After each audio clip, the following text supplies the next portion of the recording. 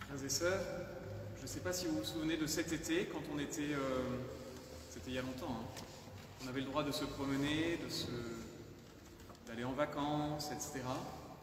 Moi j'ai eu la chance d'aller en vacances à la montagne. Là-bas, j'ai visité pour la première fois la maison du berger. C'était très intéressant. J'ai vu plein d'instruments que les bergers utilisent et j'ai vu une belle vidéo. Et il y a deux choses qui m'ont marqué que je voudrais vous raconter. Moi, j'avais toujours pensé, vous voyez, que les bergers, c'était un peu des gens qui aimaient se la couler douce, rester dans les montagnes tranquillement, tout l'été.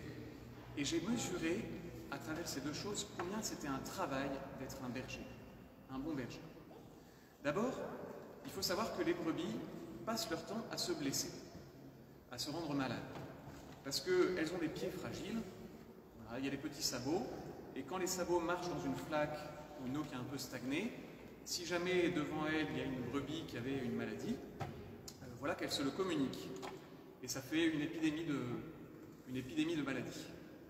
Alors du coup, le berger doit regarder un peu les sabots de ses brebis, et puis quand il voit qu'il y en a un qui est malade, il doit avec le couteau délicatement, comme un orfèvre, gratter pour retirer les petites blessures, la partie infectée, faire la piqûre pour qu'il y ait comment on appelle ça, l'antibiotique et tout ça, et puis faire un beau pansement avec une espèce de terre glaise pour éviter que le sabot ne revienne à nouveau en contact et ne vienne souffrir au contact des chocs. Alors il y a la terre glaise et puis dessus un beau bandage. Donc moi je croyais que le berger se la coulait douce et j'ai mesuré toute l'ardeur, tout le soin qu'il prend à protéger les brebis. Et puis je ne me rendais pas compte aussi du danger que les brebis courent. Mais en fait, le problème des brebis, c'est que quand une brebis a peur, elle peut faire n'importe quoi, et en plus, elle emmène toutes les autres brebis avec elle.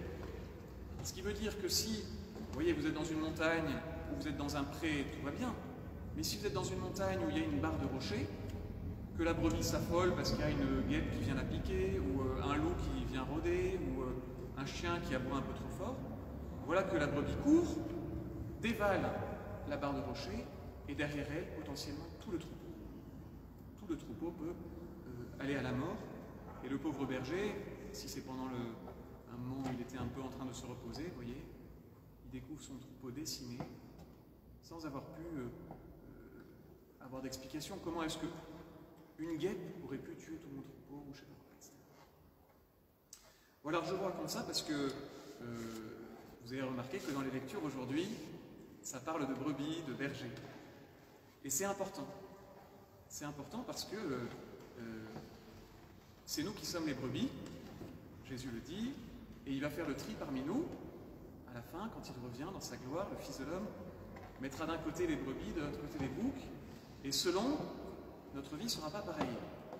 Ce sera la vie éternelle ou le châtiment éternel. Donc, c'est très important d'avoir un bon berger. D'avoir un bon berger. Et nous, d'être de bonnes brebis. Alors, Jésus, on verra un peu plus tard ce qu'il en dit.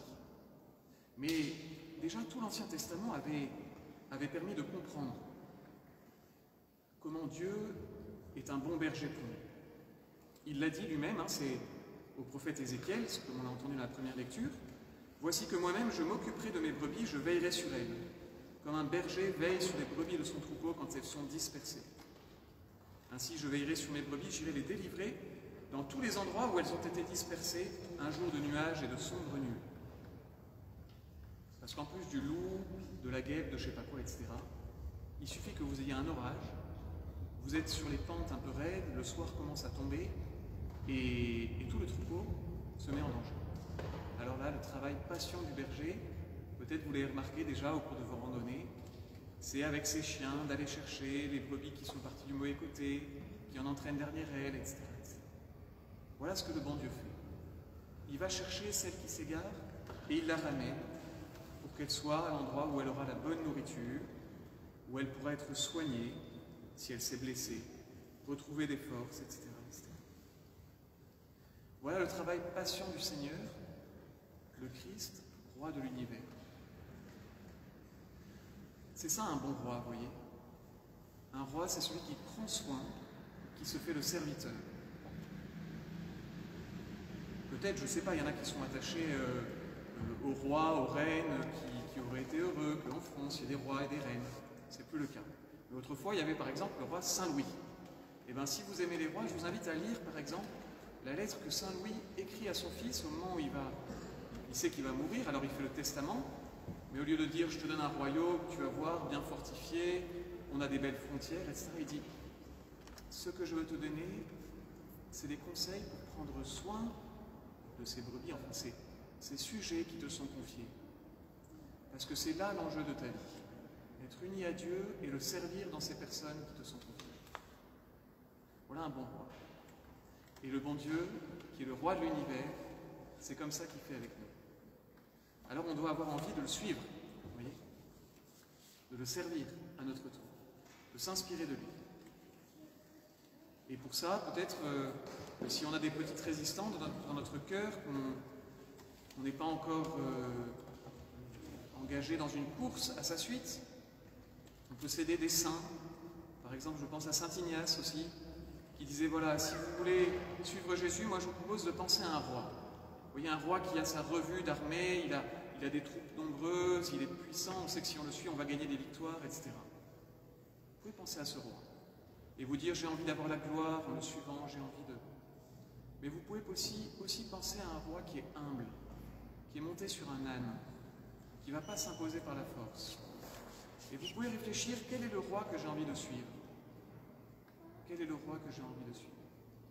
Le Christ, doux, humble de cœur, monté sur un âne, ou celui qui s'impose par la force?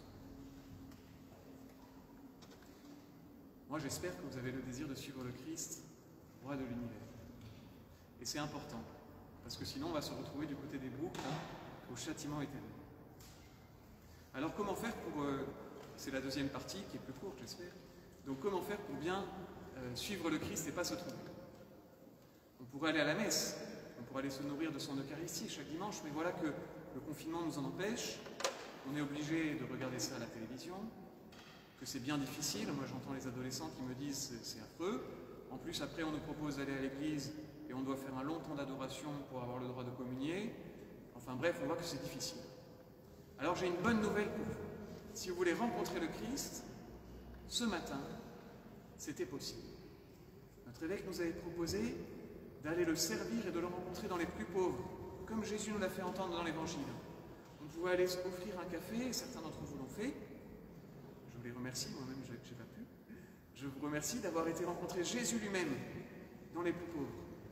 Et puis Jésus a continué la liste. On n'est pas obligé d'aller servir des cafés dans la rue. On peut aussi aller visiter les prisonniers et leur parler du bon Dieu. On peut aussi prendre soin des migrants, des étrangers. Et ils sont nombreux à Marseille. Et là, c'est Jésus lui-même, le roi de l'univers, que nous allons rencontrer. Alors, chers frères et sœurs, si jamais on a du mal à laisser Jésus régner dans nos cœurs, demandons-lui au cours de cette Eucharistie, ou à l'écoute de ces paroles qui vont résonner en nous, de venir enlever les obstacles, que vraiment on le choisisse, nous qui voyons combien c'est un bon berger, qui veut prendre soin de nous, qu'on le choisisse comme notre roi.